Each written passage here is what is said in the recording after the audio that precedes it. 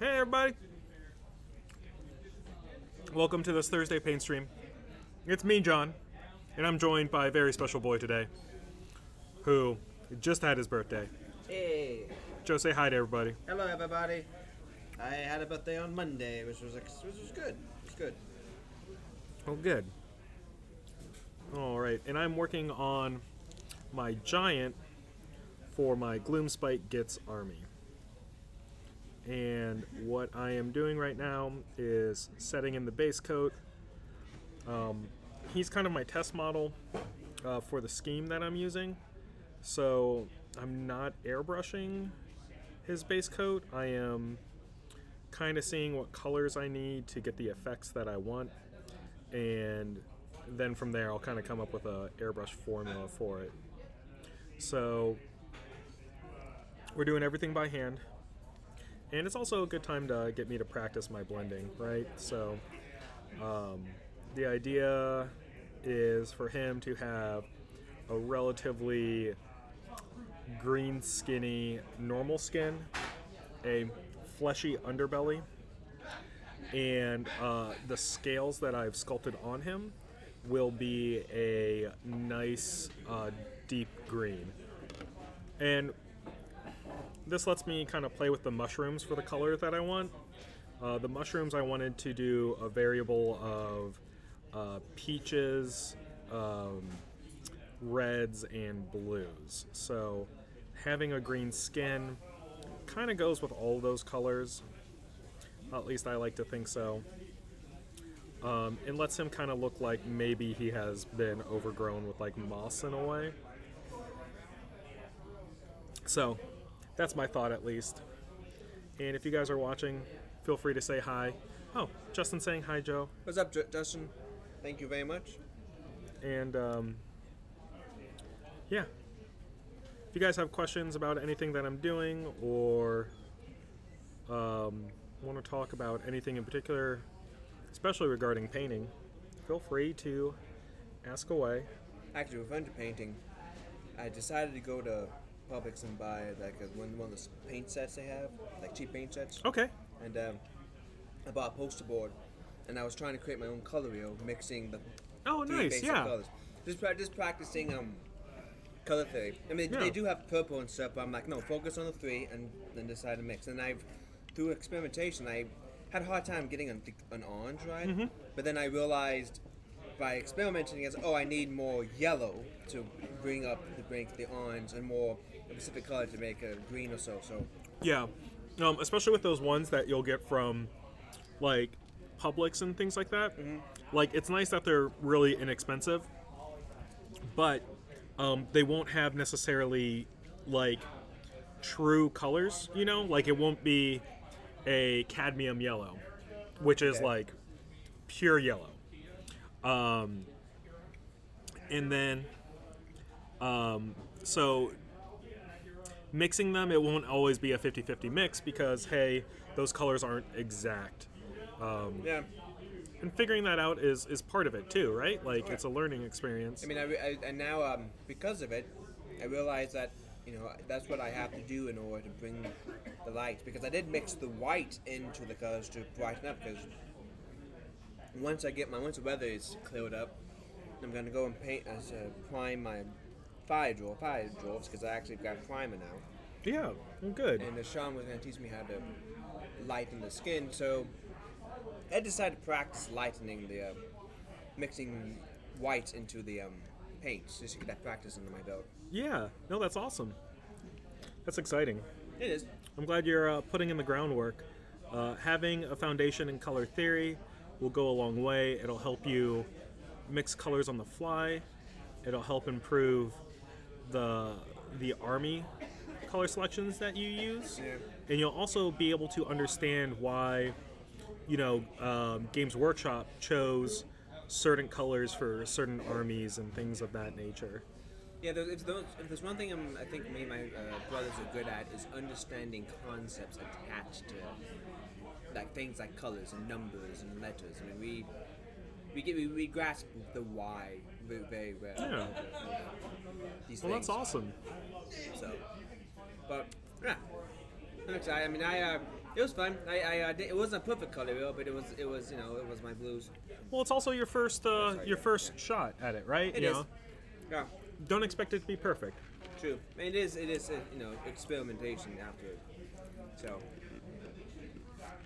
But I think the next thing, and maybe I would do, is look online, and I found this video talking about how you have primary colors, you have complementary colors, like 2. Mm-hmm. Yep. You can also have 4 complementary colors Correct. at the same time. Yeah. So I didn't know, and you can have like 3 complementary and stuff like that. So. Yep. Yeah. So it's really cool how in depth you can go with color theory. I find it to be pretty exciting, and it's also, to me, really engaging because it's an active pursuit. It's something that you can learn, and it's a skill set that stays with you, and I always appreciate kind of lessons like that. Matter of fact, me and a coworker decided to play a game. We found out that the color red and yellow psychologically induces hunger. Correct. So, the majority of fast food restaurants have red and yellow in the color scheme. They absolutely do. Mm-hmm. Wendy's, McDonald's, Burger King. I think Arby's. They still have red. I can't think that many that don't. Yeah. So, Taco Bell is actually one of the ones that doesn't use a lot of red. But they have yellow in the logo. Correct. But I think Old Charlie's is the one that has. It's just green and white. So sorry. Yeah. So. Yeah. So yeah, all I'm doing is really just layering on the colors.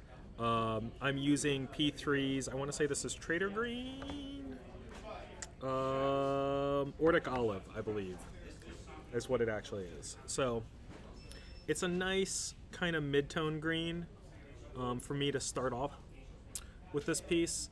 I primed gray for this one because, one, I wasn't really sure of the color scheme that I was going to be doing, and I wanted more of a neutral start. And also, I just haven't done gray in a while, so I want to try to take care of that. So Justin said he started to try to airbrush the gold for his Stormcast. Any suggestions for airbrushing?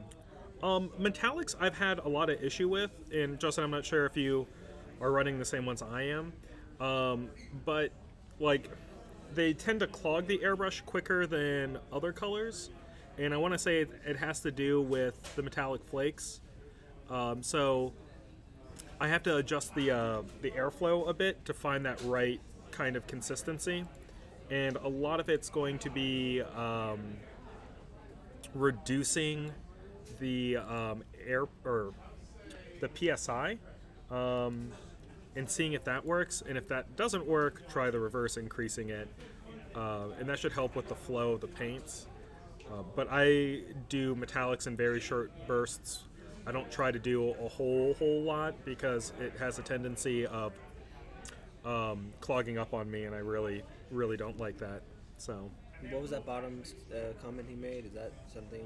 Crystals? That might be the brand he's using. Okay. I don't know if that's the brand you're using or not, Justin, but I haven't used that one, so I can't really offer you a lot of advice for that.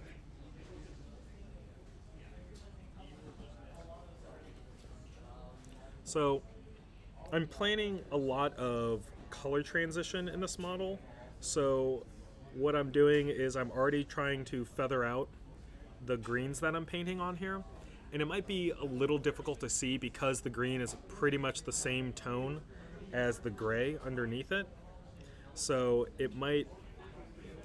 there's a piece of cookie on that. Well, that's why he's got a big butt. A bunch of cookies. So yeah, I'm trying to just basically plan ahead, and planning ahead should hopefully mean I have an easier time blending the colors and getting those transitions that I want. But since I don't paint with gray a whole lot, I don't know how much this is going to benefit me. I mean, I can tell you for a fact, though, it won't necessarily hinder me, so I don't have to worry about that.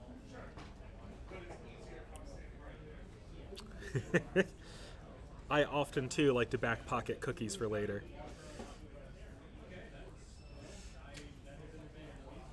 And so with that, I'm putting in, it's going to be like a fleshy pink. And so thinking about the placement of that, will obviously be on his belly, towards his mouth, in the middle part of his legs, and also like any place that there'll be a lot of like movement or friction. So I will probably come in and do a little bit of pink on the elbows, the ears, the underneath the hands, the palms of the hands. So I want to make sure that I have those areas nice and available for that color transition. But since I also green stuffed these mushrooms all over him, the patch that they're going to be growing from is going to have a base of a more saturated green. That'll kind of mix a little bit of the red into, just to get it a tad more olivey, so I can once again blend those colors a little more and have a little bit more unified palette.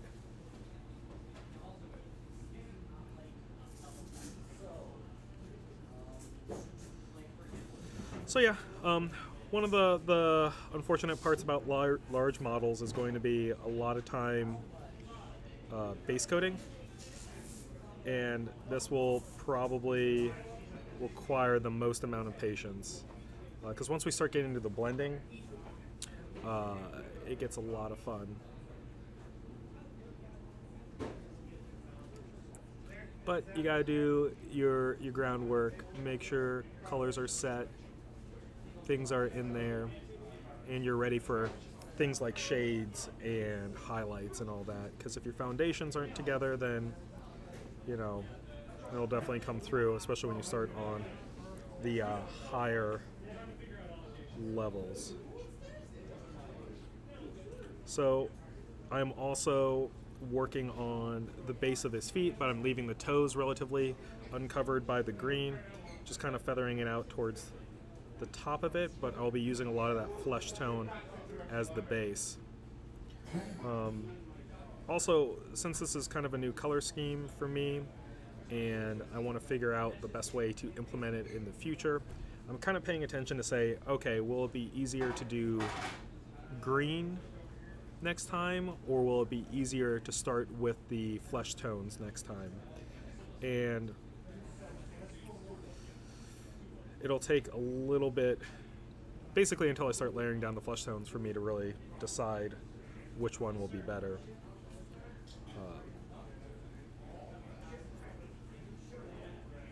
I decided on doing the green first because it's going to be the focal point of this model for me.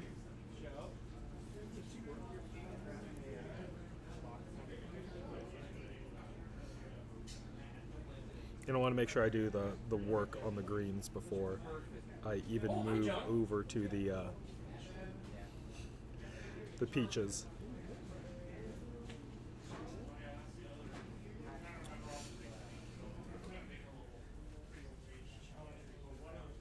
And I'll be doing a kind of deeper flesh tone.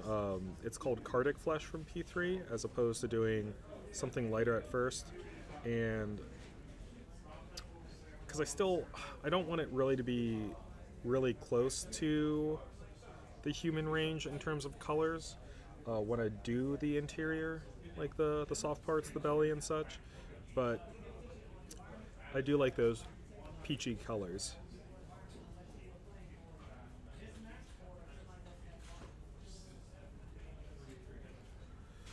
So yeah.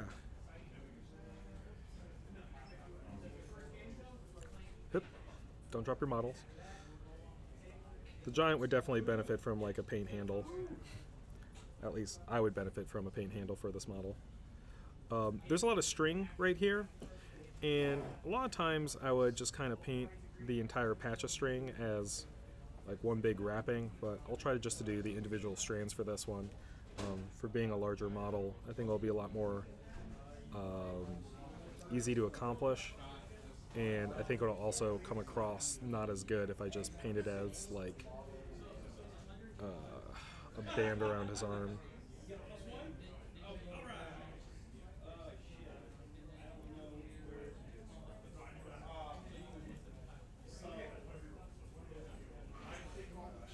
So yeah, I am rounding out the first pass of the green, and from here I will start applying the heavier green, and I'll like to leave a little bit of this Ordic olive here so I can blend it together.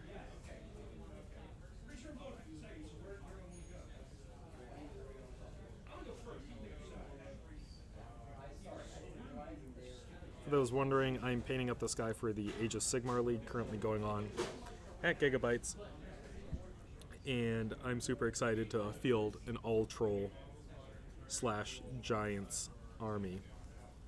And so I've really kind of dove into this one head first.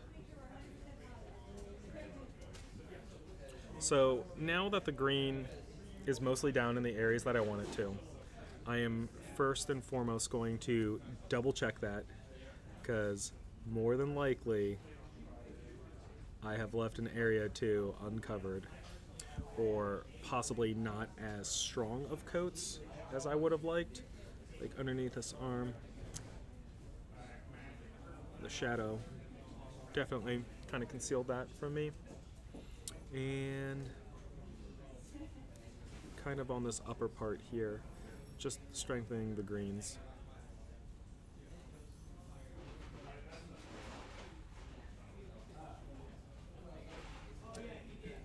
So yeah, I am almost wrapped up with this phase.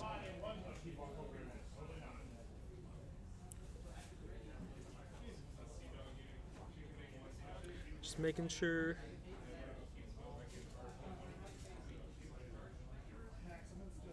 everything's done, so the least amount of back and forth possible. All right.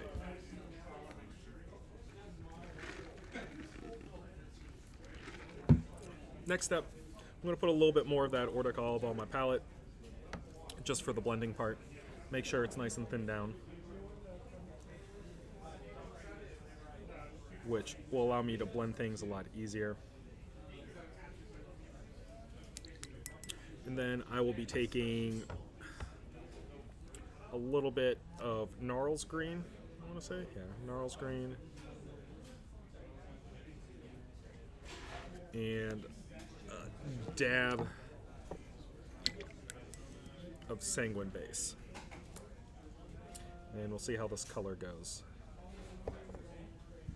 So, red and green are complementary colors, and mixing them together should net you kind of an off green, closer towards gray than green.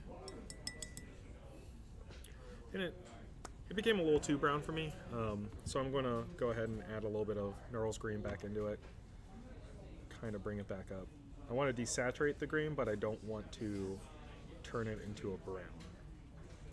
So that's the color I'm kind of looking for. And now from there, we're going to start applying it.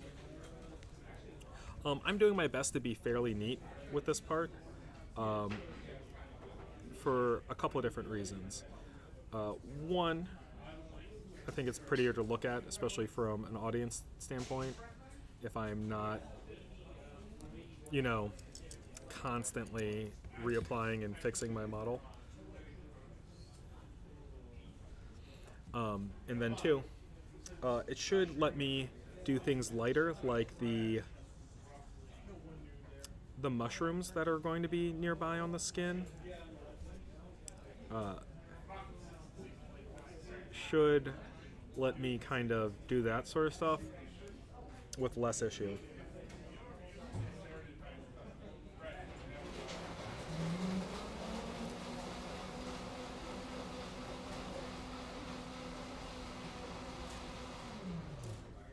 So he's also kind of wearing some squig armor or some scaled armor, and I definitely don't want that to be the same colored green as his own scales. So what I'll be doing is painting that probably a brighter red.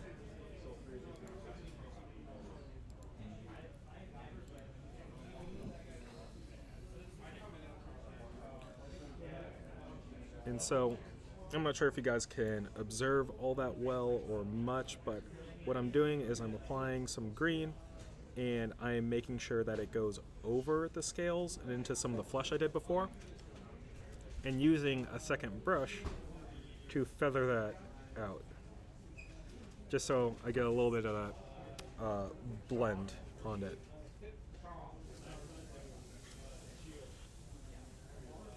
So, and this guy is really taking super well to the screen.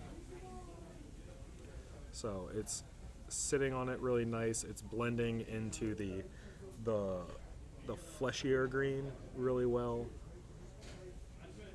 And I think it's going to look really good once it's set up. So, next part will just be kind of coming in and once again reaching over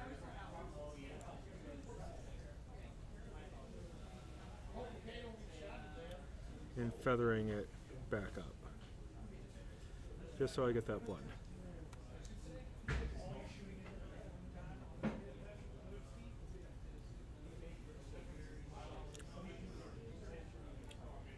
The idea is that this guy has spent so long in the caves with the other trolls and the goblins that he's started to adapt to them.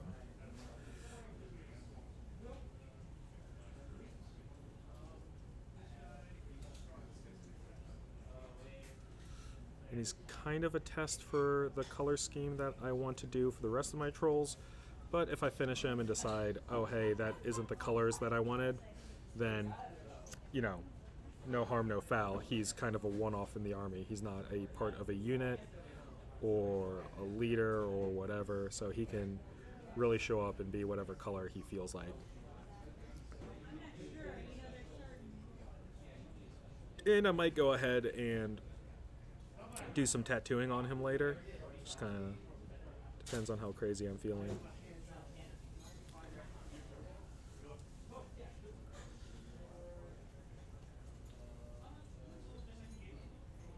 So,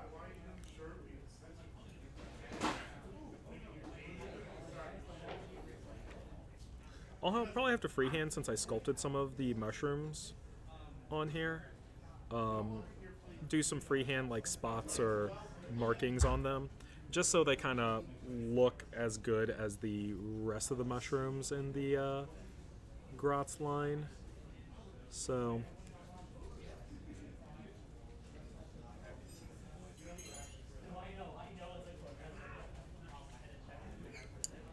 when we get to that step,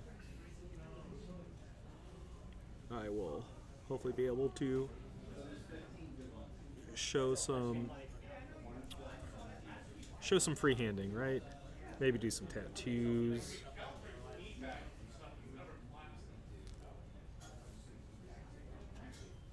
It looks so good.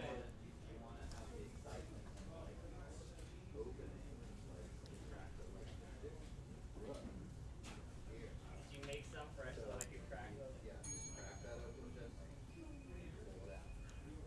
see what happens. You never know.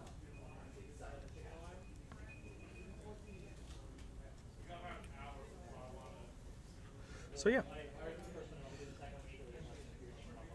Is this the, yeah. Make sure you are not contaminating your wet blending brush, because I do that all the time. And I'm incorporating some of this green up into the scalp, where I didn't necessarily model any of the scales, but I want to continue that color pattern.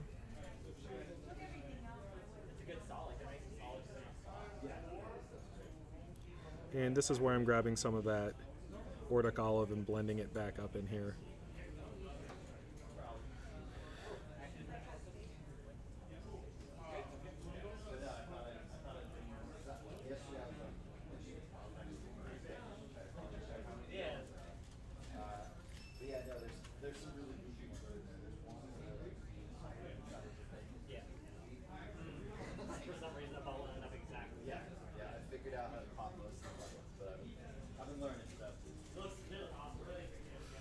So yeah, this is going pretty well. Oh, hi, Mikkel. Yeah.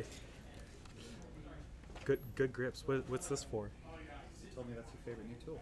Oh yeah, a brush, stiff brush. Yes, it's good. You seem like you didn't realize that they actually existed. Yeah, no, it's nice. Oh, this is super good. Mikkel, look at this color scheme that I'm doing for this giant. Oh man, he's so green. Yeah, he's about to be a little less green. I'm gonna start doing the peaches. The peaches? Yeah, he's gonna have like a peach underbelly. Oh, okay. Yeah. I was like, those are mushrooms, dude. Yeah. They are What? not peach. What? Yes. Fruits and veg. Don't mix them up. Oh, I'll try not to. Yeah, cool. Blended that in. It's got to set up in a little areas, and I'll be able to come in and do a second coat. But it's as blended in as I would like it to be. So I'm going to go ahead and move to the flesh tones, the peaches that I was talking to Mikkel about. So this will just be Cardic flesh, once again, thinned down, same way I've been doing the other paints here.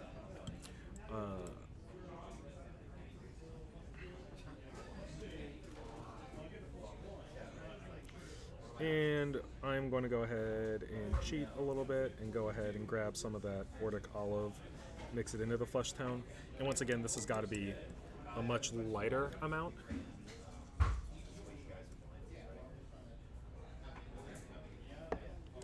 So it's just, once again, like a little dab to kind of shift it over to that tone. Just so, once again, it fits in with the rest of the army.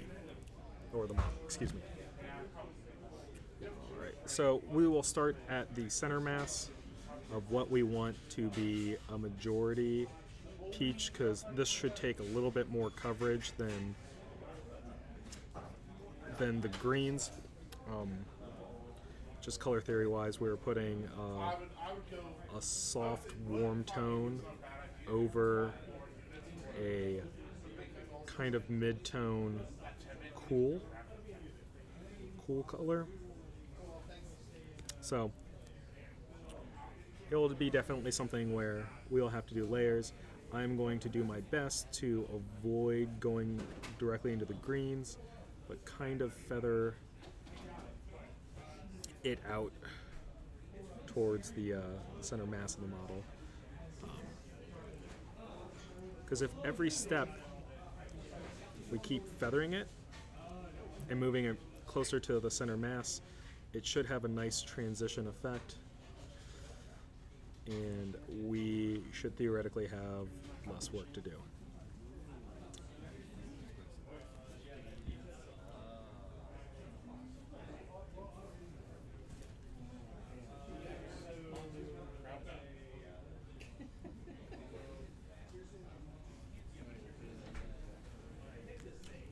So yeah, I am going to move over to the hands and start on them. Once again, same reason, I want to bounce around and not work with overly wet paint. I want it to set down as a base so I can apply a second layer and have it stick.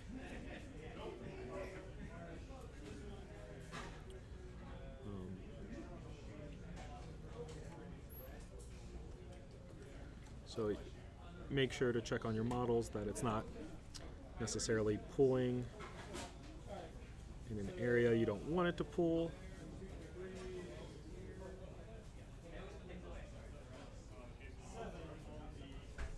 And I am feathering it as much as I can. And this is definitely, it's going to be its ugly stage.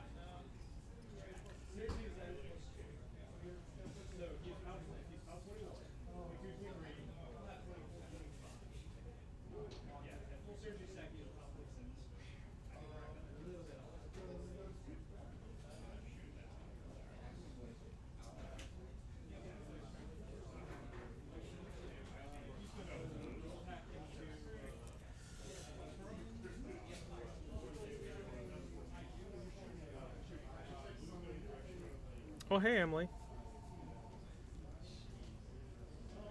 Thanks for joining the paint stream.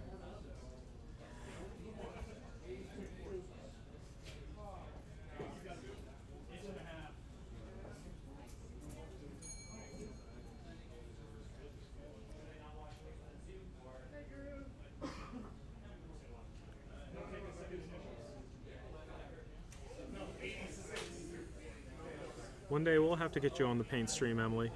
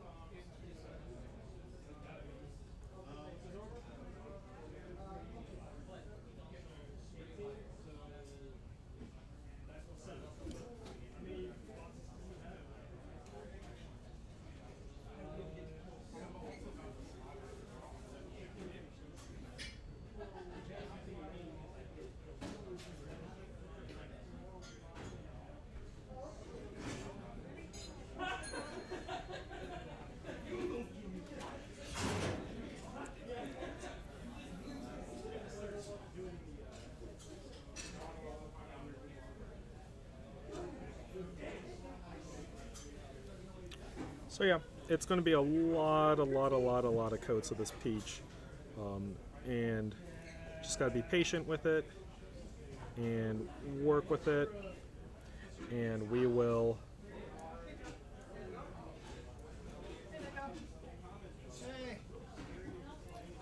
keep working at it and try to make it look as natural transition as possible.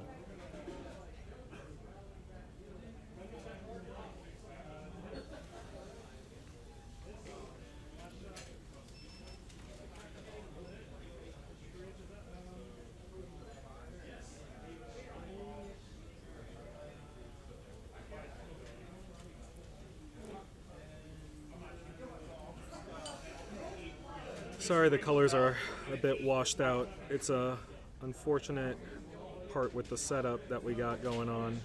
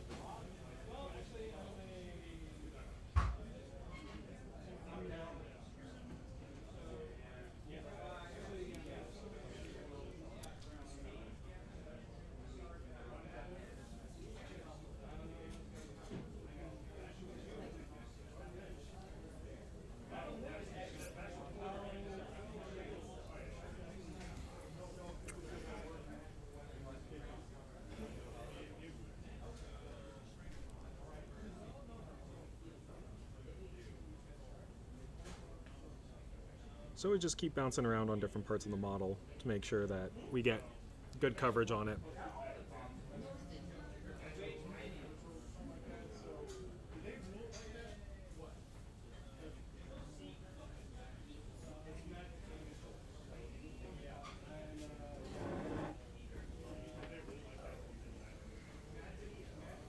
Joe's back. Yeah, I'm sorry. I had to put some things up and just, you know, stock the shelves and stuff so we can continue making money. Oh yeah, making money, supplying goods. So.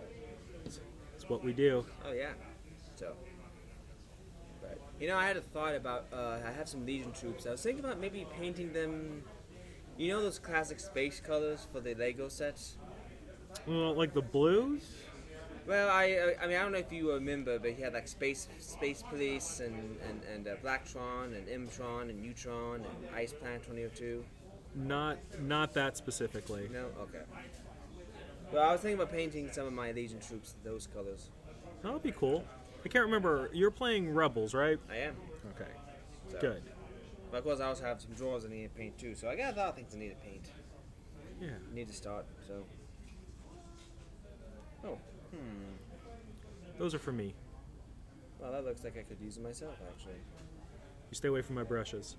Well, I'm not taking yours. I was thinking about buying my own. Do you know where you got these brushes? No, Mikkel got them for me. Oh. Yeah, so you can go ask Mikkel. I will. Yeah, I think one of my favorite Lego sets was Ice Planet 2002. They had the color scheme was clear orange, white, and blue. Kind of an icy blue. Yeah. So I was thinking about if I ever got some Hoth Troopers if they ever came out. Those are the colors I would choose. I'm actually surprised we haven't seen Hoth Rebel Troopers because we've seen the Imperial side. Mm-hmm.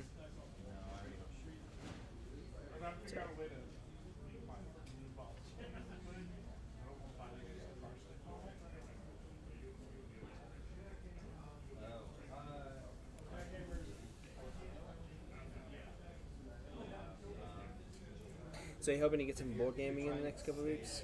I don't know. I wish. I hope. Yeah, I guess the hope is there.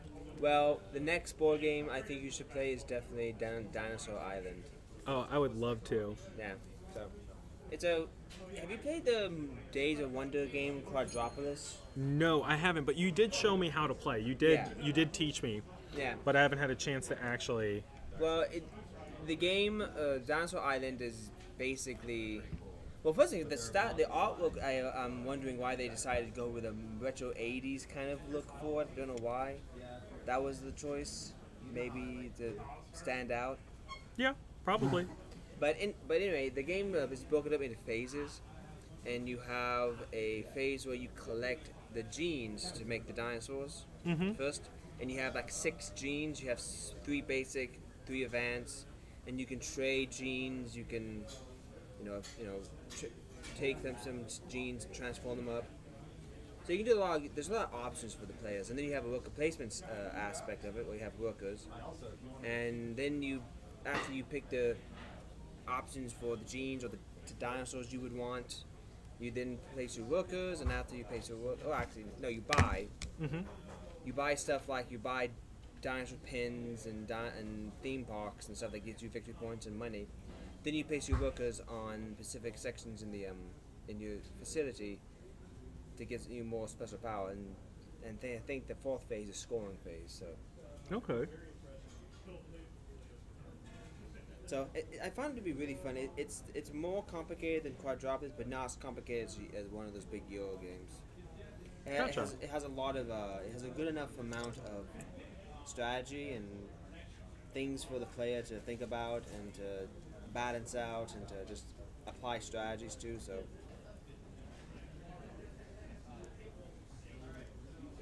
Yeah, that sounds pretty neat.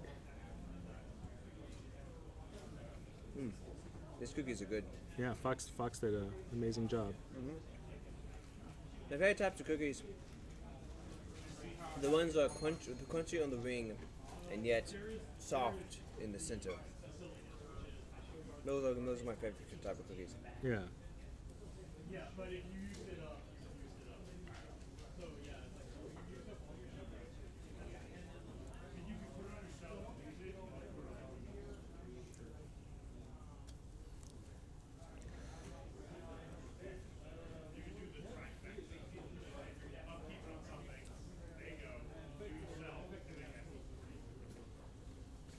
It's nice. I like that. Yeah, thank you. Take a little bit to get the blending right, but I am enjoying it. Whoop. Oh, yeah. So I am impressed with how quickly you were able to get it done. I get that blending. I guess all those years, right? Yep.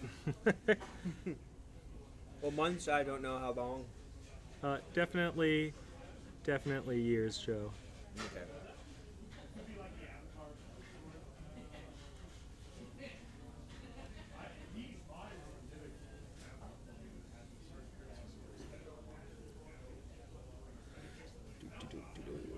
So is that the Dungeons and Dragons No, it's actually an older model from Games Workshop. It's still in production. It just hasn't seen a lot of table time over the last couple of years because of like, you know, not a lot of armies could use it, that sort of thing. But they changed that with the most recent army book. I know there was in one of the White Dwarf issues they had or copies, they had a card that you can bring in. Yeah, you can bring this guy into Shadespire. Yeah. So I'll be kind of excited too. I mean, once I get him done, I'll definitely drop him into Shadespire. It's like, but at the same time, those White Dwarf magazines. We got some German or another language. Yeah. The cards I have is in a completely different language. Gesundheit. What? Oh, thank you. So, I can't read anything. I can't read anything that says. So, but unfortunately, the magazine itself has the copy of the rules. What's up, Joe? Good, how are you? Any measurement delivery?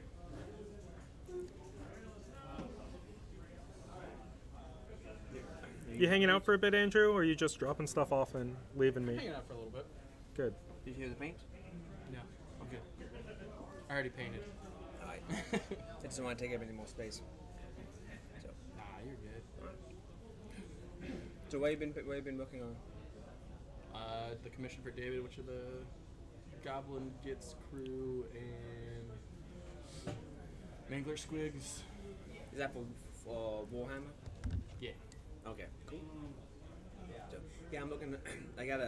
I just got some finally got some white primers for some fire drawers and dwarfs. I'm gonna start painting. Oh, cool. It's gonna be my first time actually painting anything. Well, not my first time, but Now, have you Zenith primed over before? I have primed. Yes. Zenith primed. Zenith. So that's where you do base black, and then the top you just do the white, so that way you get natural highlight and your paint coats. I have not done that yet. So I recommend it because it does save a lot of time, especially if you get good at thinning your paints. Yeah. You can just kind of like just do the base, and you'll see like, oh, the highlights are already popping. Yeah. So Oh well. if you want to do something fast and still look good. Well, another Sean is gonna teach me, so Okay. he's gonna show me some things here and there. Once I get it primed, I'll come in, bring them in. He'll sit me down, and he'll actually start helping me highlight the skin. Yeah. Because fire dwarves are mostly skin, because they're just berserkers. So he's just gonna help me. Sometimes they're tricky. He is. Well, that's what he's gonna help me with, is his skin tone. Trying to figure it out, and also trying to help me with the adjusting for going lighter or going darker with the paints. Perfect. So that's, to me, it's like I find that to be a really, really cool technique where you can do that. It's like a dial on a light, but with paints. I'm like, oh, that's great. It's awesome how you can do that with paints. Mm-hmm. So yeah, so I'm excited about it.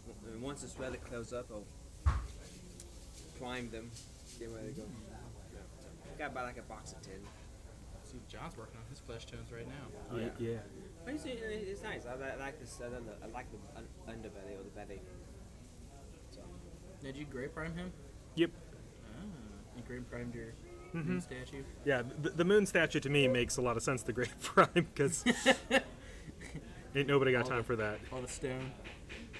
Now, why would one gray prime be above all the other ones? It depends on the color of the army that you're trying to paint. Okay.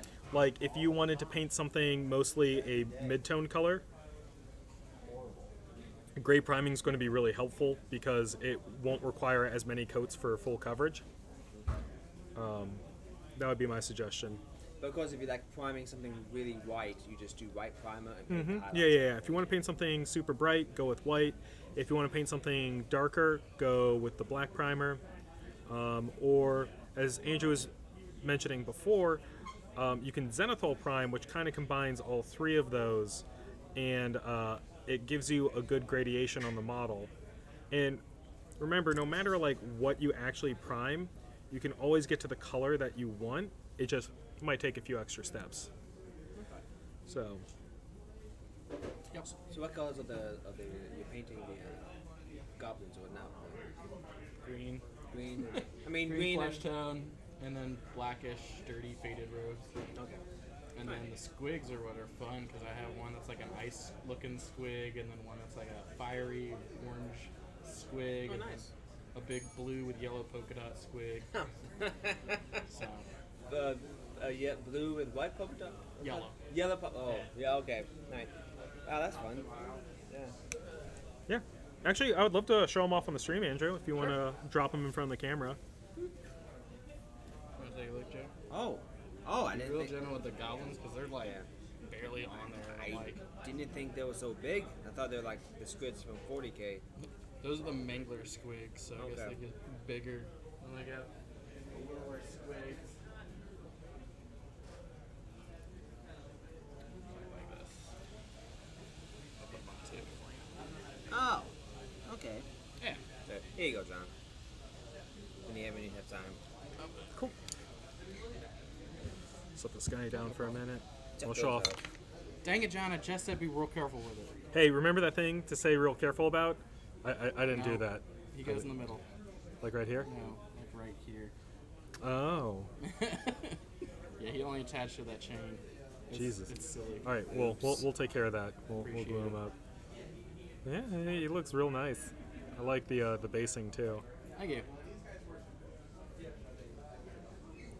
Yeah, I actually pulled him off, did the whole basing, pinned him into the basing, and then popped him on off. Yeah. And then airbrushed Signar blue for the base body color, and then the arcane blue, whatever arcane magic blue is. Yeah. Airbrushed it on the top to get the fade. Nice. I can fix all that. You got super glue over here. And here are the... Yeah, Small my strips, yeah. the little black box on the other It's side bright, of the wall but has there you go. Super glue. Yeah. So. Oh, yeah. That's nice. You know, it's nice when I don't break things. That doesn't happen that often. I mean, it was still a good paint scheme. I actually love the base because he has a puddle in here with the skull on one of his base, so that's nice. Yeah. Actually, Sean, that's what Sean taught me a couple weeks ago. He taught me, well, last year, he taught me how to do bases, and gave me tips about picking what type of terrain you would want on your bases. Yeah, that's awesome.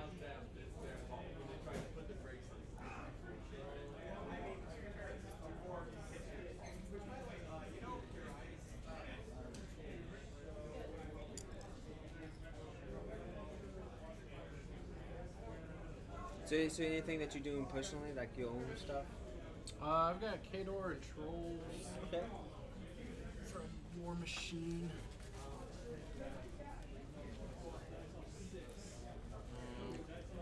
And I got Monpot. What model? Everything. Oh, okay. Yeah, Andrew's a completionist as far as Mompok's concerned. I still like to play more.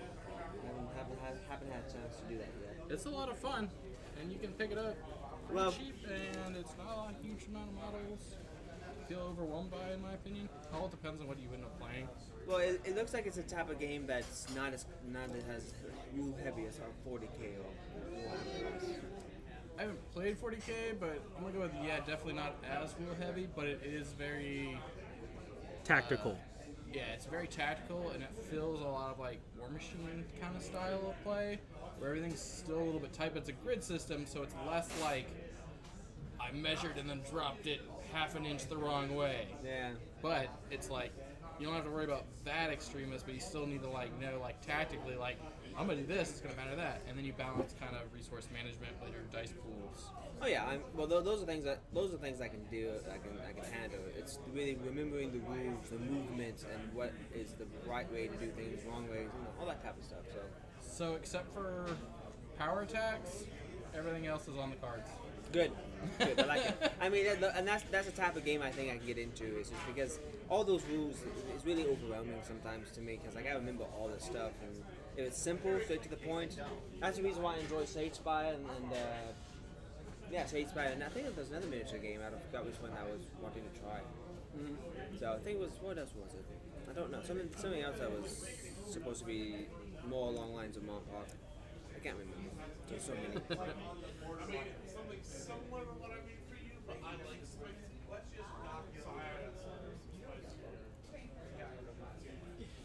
It's like, who's that? And I was like, oh no, it must be 5 o'clock. So, Just about. Well, Al, that sounds good. I would actually love to see what you end up with, Al, because I always like to see other people's stuff, and especially when it comes to the cool factions, you know, the ones that we play. It's really neat. All right.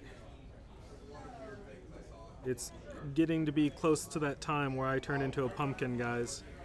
So, thank you to everyone who has come by to visit my stream. If you guys have any questions or want to see something particular for a paint stream, please comment or message the store, or come in and talk to me directly, or message me directly, and I'll make sure that it happens, okay? So until next time, y'all keep painting or doing whatever. None of this matters.